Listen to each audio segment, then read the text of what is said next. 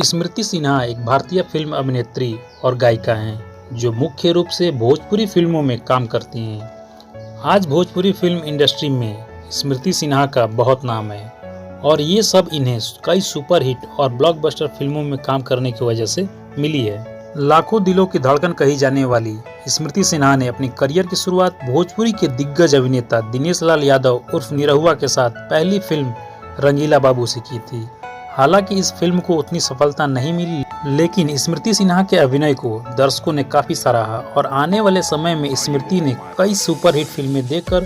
भोजपुरी के टॉप अभिनेत्रियों में अपना नाम जोड़ लिया। आपको बता दें कि स्मृति सिन्हा अब तक भोजपुरी के तकरीबन सभी बड़े कलाकारों के साथ काम कर चुकी हैं और खेसारी लाल यादव के साथ स्मृति सिन्हा की जोड़ी दर्शकों को खूब पसंद आती है और इनको भोजपुरी इंडस्ट्री में सबसे ज़्यादा प्रसिद्धि खेसारी लाल यादव के साथ की हुई फिल्म साजन चले ससुराल से प्राप्त हुई थी और इस फिल्म को दर्शकों ने काफ़ी पसंद किया और इसी फिल्म के जरिए स्मृति सिन्हा भोजपुरी इंडस्ट्री में एक जगमगाता हुआ सितारा बन के उभरी। तो आइए जानते हैं इनके जीवनी के बारे में। इनका जन्म 7 सितंबर 1988 को बिहार के भागलपुर जिले में हुआ था और इन्होंने अपनी प्रारंभिक शिक्षा भागलपुर से ही पूरी की और भागलपुर से पढ़ाई पूरी करने के बाद ये आगे की पढ़ाई पूरी करने के लिए मुंबई आ गई और यहाँ पर पढ़ाई करने के साथ साथ इन्होंने थिएटर में भी काम किया है।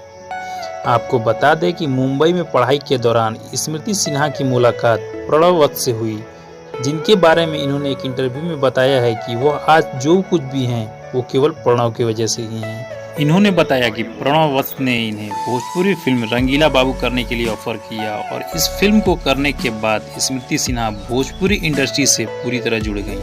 और अपने फिल्मी करियर के उतार चढ़ाव के बावजूद उन्होंने अपने आप को एक सफल अभिनेत्री के रूप में स्थापित किया, साथ ही भोजपुरी दर्शकों के लिए दिल की धड़कन बन गई